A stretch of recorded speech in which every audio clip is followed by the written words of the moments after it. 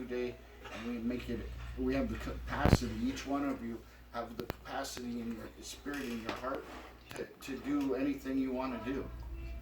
You can take the action to do anything. I mean, I'm a testament. There's not one thing that I haven't set out to do that I haven't done yet. I wanted nice shoes. I wanted nice stuff. I took the action, and eventually I got there. So, I want you guys to dream beyond. I know that sometimes you you're too close to the situation, and you look at the walls and you look at the facility, but this facility is just a stepping stone. This facility, give yourself a break and regroup and relax. There's people like this man right here and this lady on my right. I was so impressed on the way that she interacts and coordinates and asks you guys questions. You know what I mean? Like the way she conducts herself. There are people here that are willing to help you on both sides of me. There's a reason that there's a protocol here and rules. I wanted to test all of those, but there's a reason why they have those rules, and it's not to hurt you.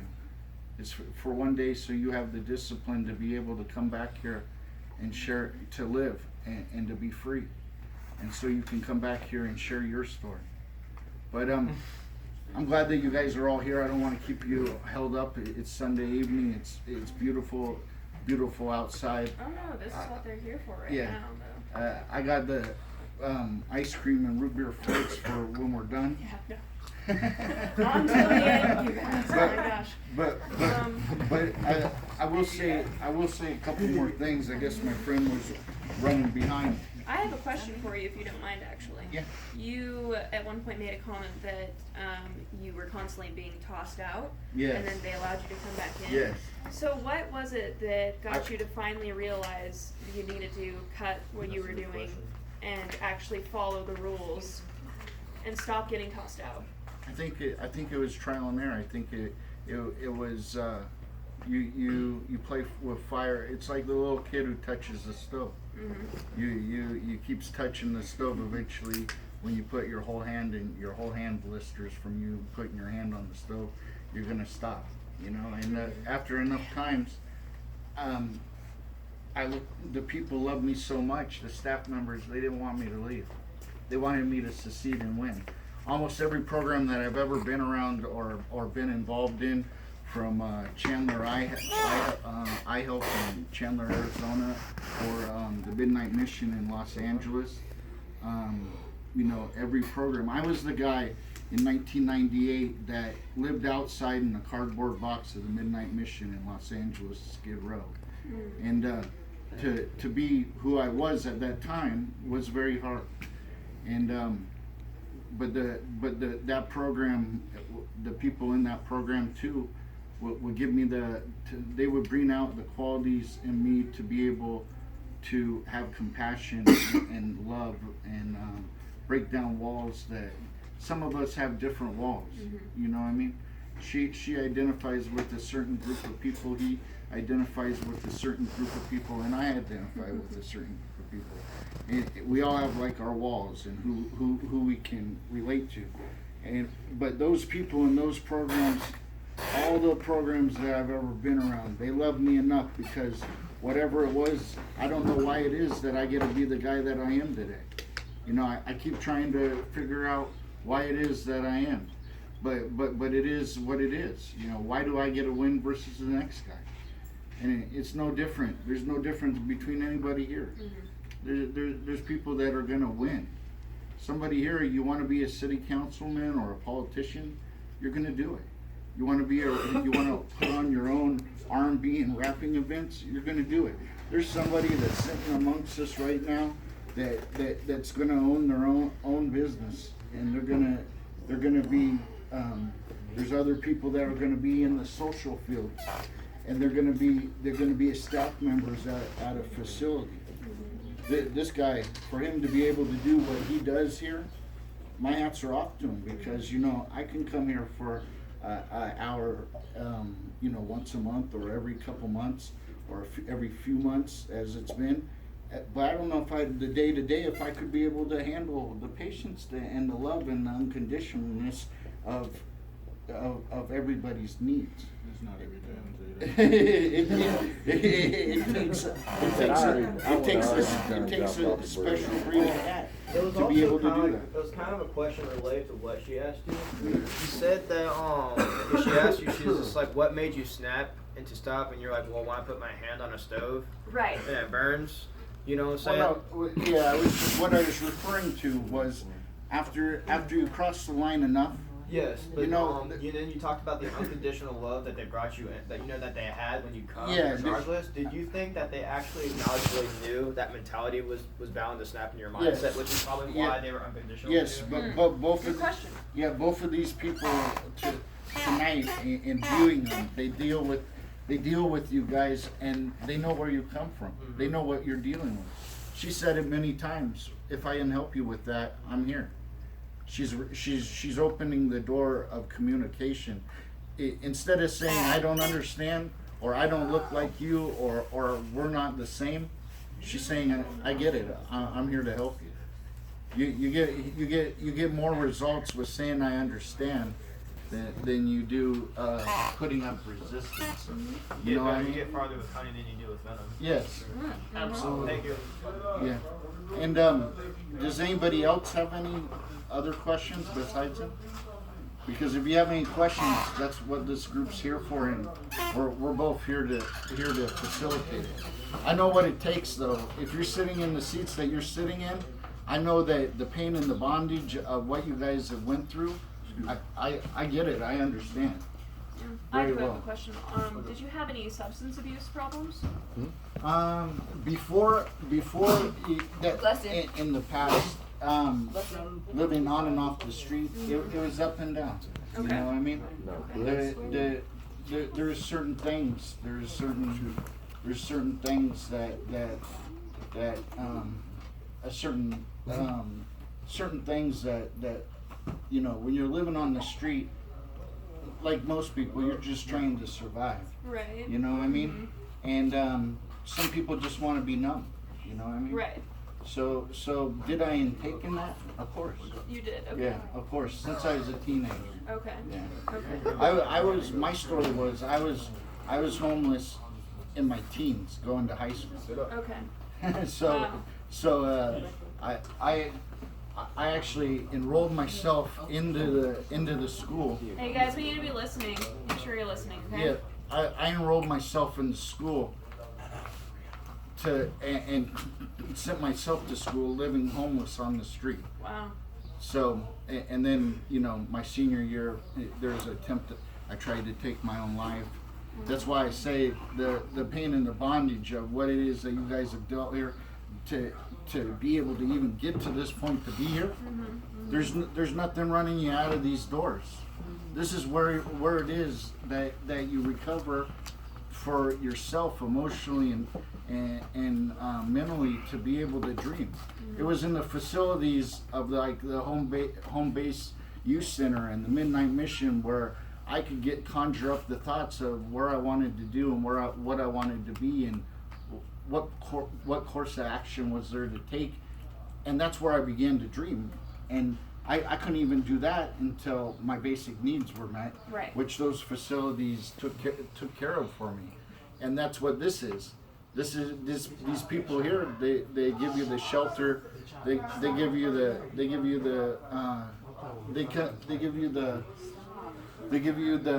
stuff.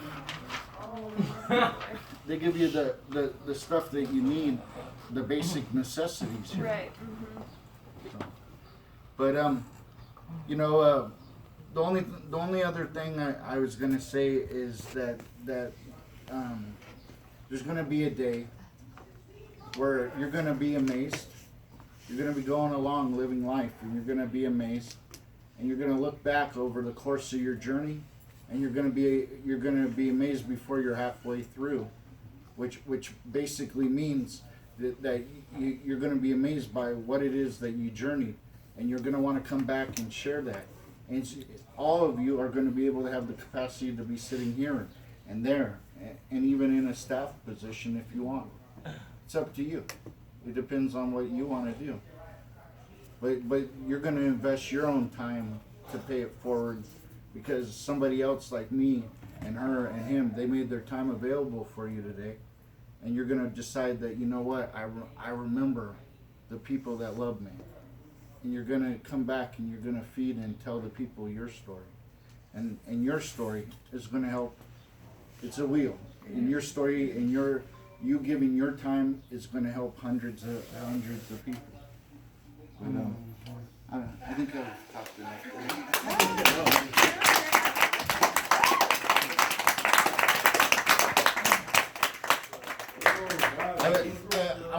I wanted to say this too. Mm-hmm.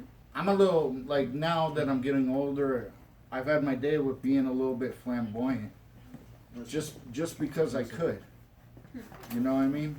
I came from nothing, but then I worked hard to achieve the things that I attained. So you mean, to clarify, when you're talking about being flamboyant, do you mean with material possessions? Yeah, I like nice things. Okay, so you were, yeah, I know, right. So yeah. you're being flashy, like, that's what right, you're saying. in the city, okay. I like going and doing nice things, and I like, you know, I don't want to have just a Toyota.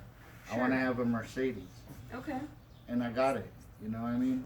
Mm-hmm. If I can get a Mercedes and I can have nice stuff, then you guys can. Mm-hmm. There's no difference between us. Mm-hmm. Only thing is time.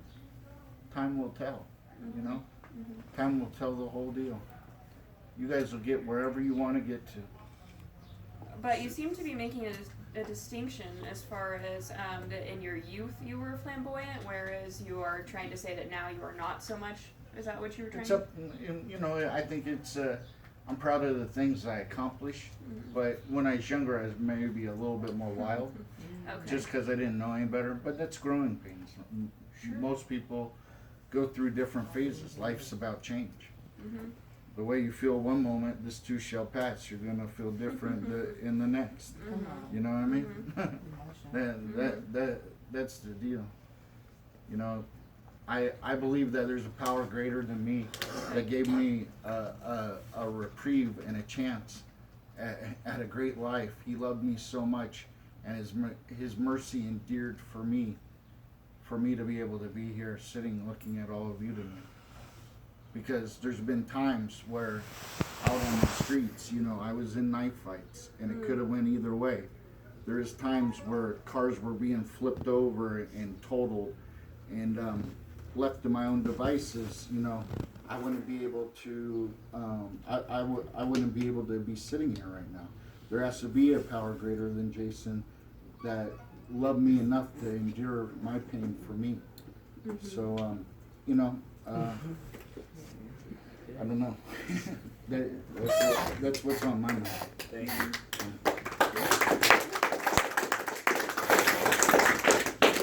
Anybody have any questions or? Come on, I know you do. Yeah, here we go. I have a weird question. Yes. You look like it looks like I've seen you before somewhere. Have you ever trained anybody like fighting? Well, yeah, that's the thing is there's been multiple times where I lead them to the ring on TV, and sometimes there's certain times where I'm running the press conference at Planet Hollywood or the W at the Hollywood or LAX. I mean, you go to YouTube, there's like probably maybe a dozen or 2 dozen videos. Like one time I came and I motivational speak and I told the kids about being at Flavor Flav's house on 4th of July. And this is my favorite story about Flavor Flav. He lived in a cul-de-sac with the HOA, and he puts all the fireworks from the casino, thousands and thousands of dollars of fireworks on the street, and shoots them off on 4th of July from the street. And like 5 minutes into the show, the bomb squad, 6 police cars, they're all lined up waiting for the show to be over, and the things just keep going, and it's raining down, and it was amazing. It was the neatest production I'd ever seen on a fire show because it was right there. Wow. And it was beautiful. And I remember Flav, the HOA lady rode by on her bike and she said, "I'm calling the cops." And he looked at me and he looked at everybody. There's probably about 100 of Flavor Flav's friends there. Yes. And he says, it's showtime. and he set it up. So I tell that story sometimes when I come and speak, and the kids sometimes they look at me like, yeah, you know Flavor Flav and Don King, the whole deal. And so 1 month after I told them the story about Flav, I brought Flavor Flav here.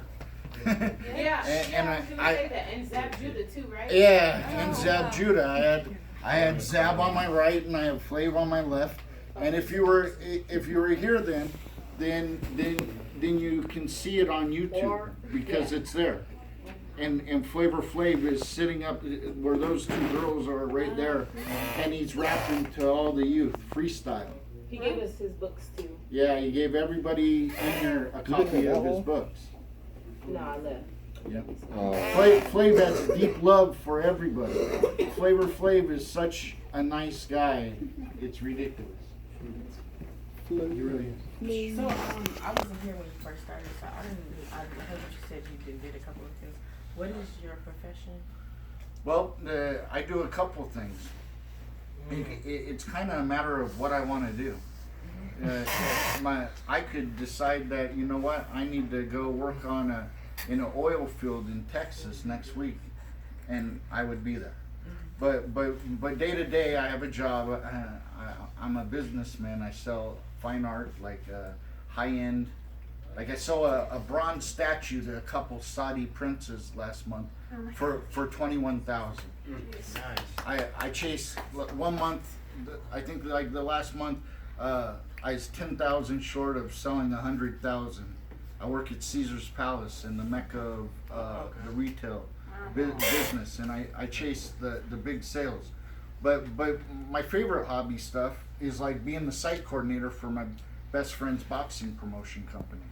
You know, getting to go to Don King's house and have sit-down meetings with Don King, to going from being the bodyguard for Fernando Vargas to being the guy in the three-piece suit, getting to overlook the whole production, the whole event.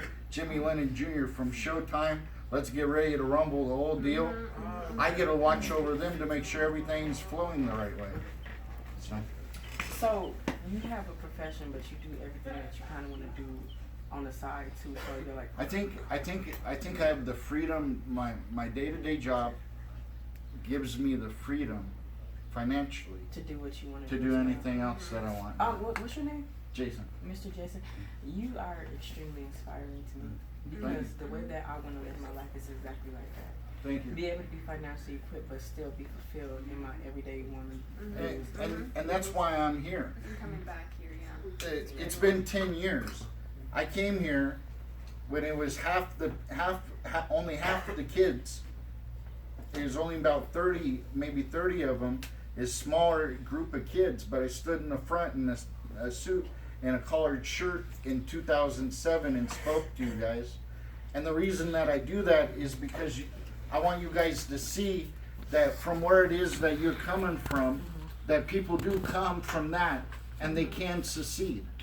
I'm winning at life. No matter, I'm my own worst enemy.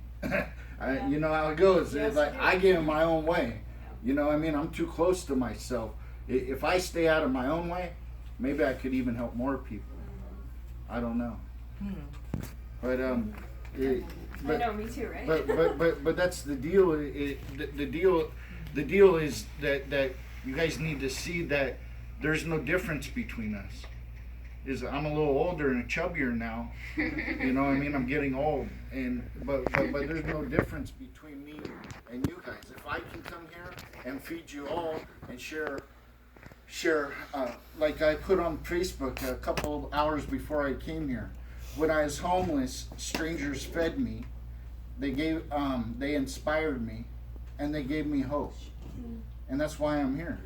Is because before me, somebody came and fed me and gave me hope and inspired me. So I'm here doing that for you all, because one of you out of the group, one of you all should be able to come here in about 10 years and do what I'm doing in the event that I'm gone. You got to keep it going. That's how the wheel of life goes. That's what makes the world go round. There are a lot of negative things going on in the world right now. You want to be a part of the spiritual negativity, or you want to be part of the spiritual positivity. I'm too guilty. I got to be careful that I don't get into the wrong path, because I run in a course of action that it can get dicey sometimes. So I got to make sure my side of the street is clean. Yep. So I can be free and come back here and feed you all and chill with you guys. And here, I like hearing about everybody's day. You know what I mean? Because it brings me back. You know what? I was in your guys' seats, sitting there, trying to figure out how I was going to stay in the program. Because you know what? I knew I was going to get kicked out. He was going to tell me that you know what? We didn't have a good night or a bad night. And you know what? I knew it was going to be a bad night and I was going to get kicked out. Because I was the guy that was incapable at the time of doing the right thing. And these people are trained for that. You know, they're expecting the stubborn ones. You know, you mess with a bull, you get the horns, right? So you fight fire with fire, you're gonna get burnt. Learn from my experience.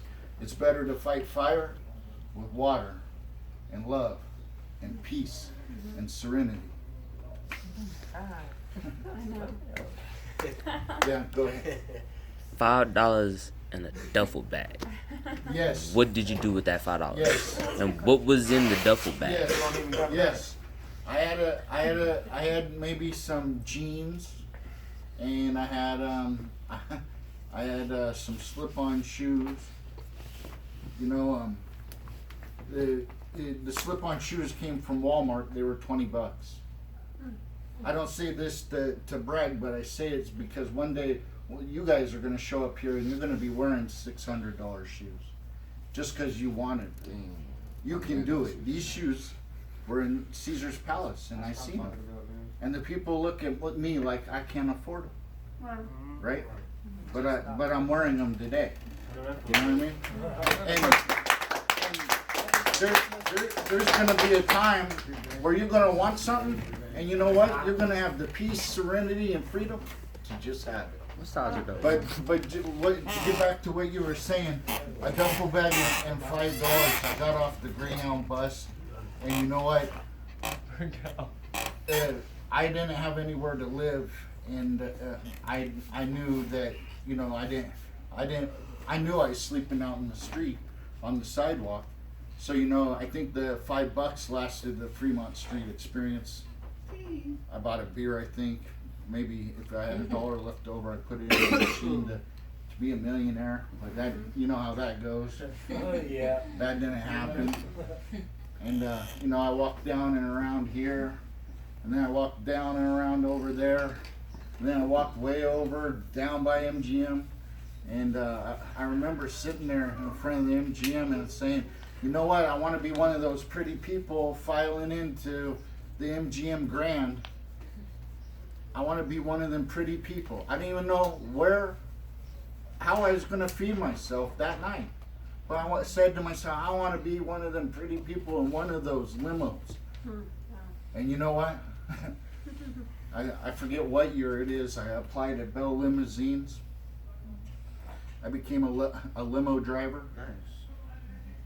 He was in that limo. There I was. He was in that limo. There I was at Planet Hollywood's grand opening, driving the big Planet Hollywood Chrysler 300. Is their grand opening of the whole casino.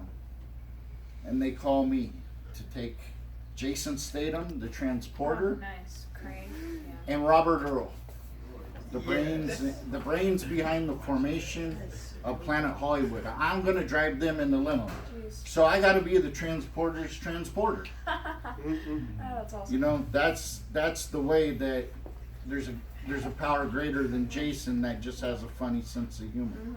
You know what I mean? So, but I went from being outside there that first night, not knowing where my next meal was going to be, to I was in the suit, driving Miss America and Miss USA up to the red carpet at the grand opening.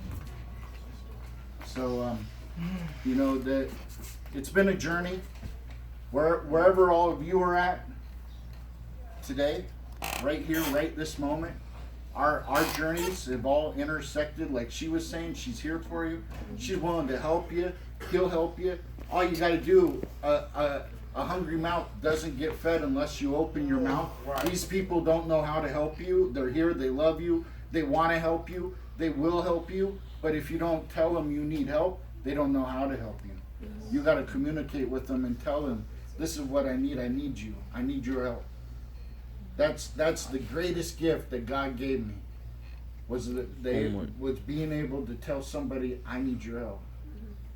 Because I surrounded myself with the most successful people around that I could.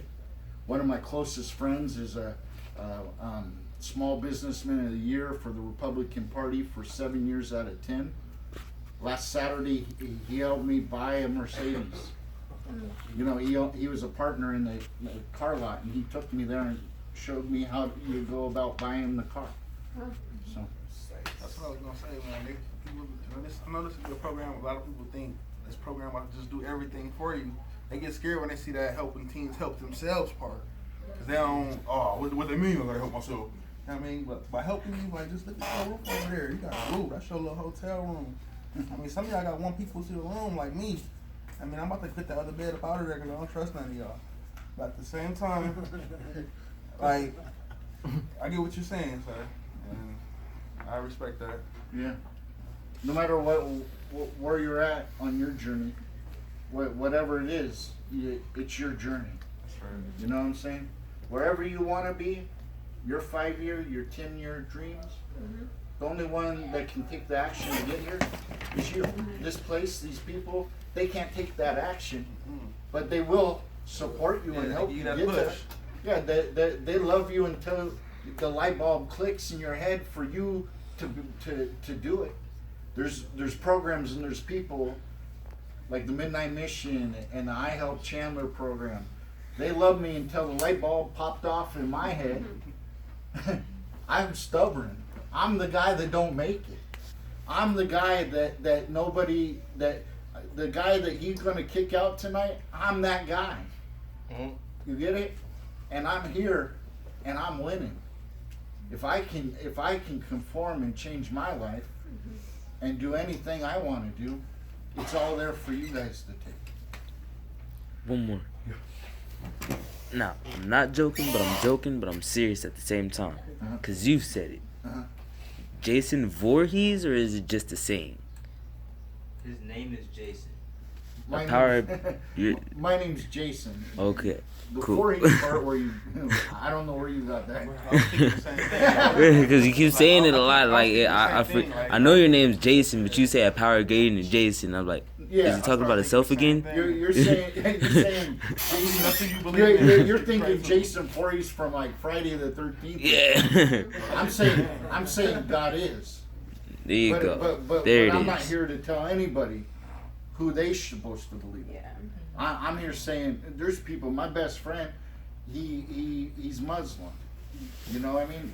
He believes in a different God than I believe in. So everybody has the ability to formulate what God is to them. Sure. But to my God loved Jason, me, more. There's a power greater than Jason. I'm saying that there's a God somewhere that loved me to allow me to have the reprieve to be here to be free. There you go. Because left to my own devices, I'm in knife fights. There you go. I'm getting in some stuff that people shouldn't get into. There you go. Because that's what happens to people. That's what we do. You know what I mean? To survive. You know, I sat there and I was a security guy at the Midnight Mission for a long time, and I'd look out into the streets of Skid Row, and they knifing people right and left. Who want to live in that pain and the bondage of that stuff? You know what I mean?